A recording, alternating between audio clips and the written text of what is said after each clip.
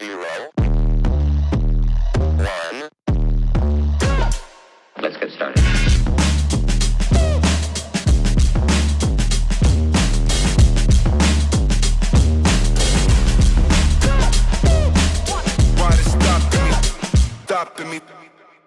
What's happening, guys? So today we're going to be taking a quick look at the new bike. I've dropped a video the other week of us going to pick it up with some question and answers, which was quite a fun video. But today we're going to just be checking out the bike itself and the build that I've got that Rich from GeZeusChrist-Mtb sorted me out with. Before we start, massive thank you to those boys for sorting this out for me. Obviously I know it's going to ride amazing, even though I haven't ridden it yet, so I am itching to get out on this and give it a go, even if it's just down the cycle path. But we got a little while yet before we can even go and do that, but I can't wait to get that done. So let's jump into it and see what the build is. So we've got the new Gen 4 LEVO, comes mulleted as standard, which is awesome. And yeah, I had a bit of a kit, well, I say kit, customization onto it out of the box because I knew what I wanted, but we went with the alloy version rather than the carbon fibre, honestly because I preferred the colour of the frame of this one. We went with the obsidian, I think it's called, so it's really dark grey, almost black. And here come the upgrades. So we've changed the brakes out, we've gone for the Mavens. Now I'm a little bit skeptical, should we say, about the Mavens. I'm not a massive lover of SRAM brakes, but everyone that I've spoken to, including Richard Raceco, have recommended the Mavens and said they're absolutely amazing, especially for a heavier rider, which that's me ticked off, being pretty much 100 kilograms. So yeah, we've gone with ours.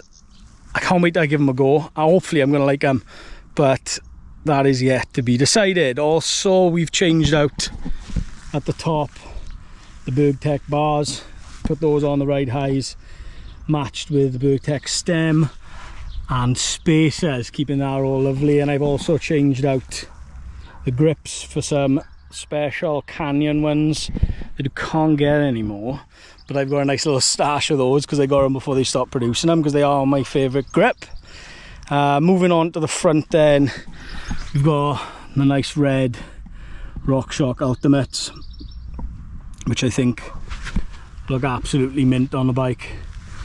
Just really sets it off, that lovely red. And then matching up with the front, we've got the Vivid on the rear. Keen to try that out because I've never used one of those. Rich also asked me what my favourite tyres were, so I told him instantly Schwalbe's, Magic Mary up front and a Big Betty on the back, because my personal opinion is you're not going to get any better than that.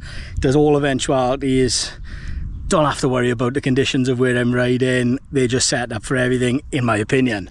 I know plenty of people will disagree with that. He's stuck on a pair of GeZeusChrist composite pedals. It's not what I usually run. I usually run Crank Brothers, but Rich stuck those on for me in the shop, so I'm going to give them a go. Why not? And he also, nice little touch, so big shout out to him for this, attention to detail, he's put on the red PT's valves. The service is just outstanding, but due to customization, that is pretty much it for alterations. So change out the suspension and brakes really, which I'm much more happy with than what came standard. So some things have been left as they came. They're the original wheels that came on there, which I think are Rovals, but I can't see any branding on there, but I think they're Rovals, don't quote me on it, I might be wrong. The drivetrain we've kept the same, not too worried about that. Probably end up having to change it out at some point anyway. Got the Specialized saddle, just left that standard, even though I find them really uncomfortable. So again, I'll probably swap that out at some point. And then, oh, this is cool. I've never had this before. I think I'm a bit behind with it, but I'm sure most of you will know about it.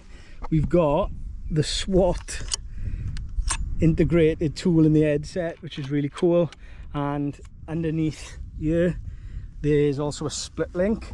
And with the new Gen 4s, inside this side compartment, which is where the battery lives, which is 840 watts, which is mental, so I can't see there being much other than turbo being used when I come back. Yeah, inside the down tube, up here, there's a stash compartment with a bag with a magnet in the end of it that keeps it nice and secure in the head tube, for levers, tubes, and whatever you want. I suppose you could fit a banana in it if it was quite small, but yeah, is stash pot, which is really cool. And yeah, that's a quick overview of the bike, but I am absolutely buzzing with it, and I cannot thank Richard Raceco enough for sorting this out for me.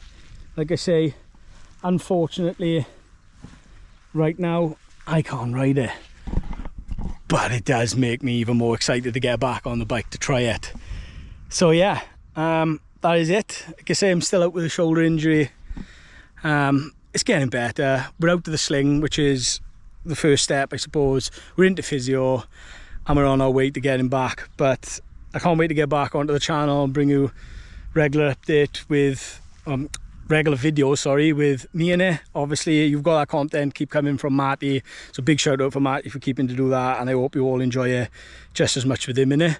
And again, before I sign off, just so thankful to Richard Raceco for sorting this out for me. So if you do need anything bike related, especially Specialized products, because they are top dealer for them, go up there, give them a ring, and I'm sure they'll be more than happy to help you out with whatever you need.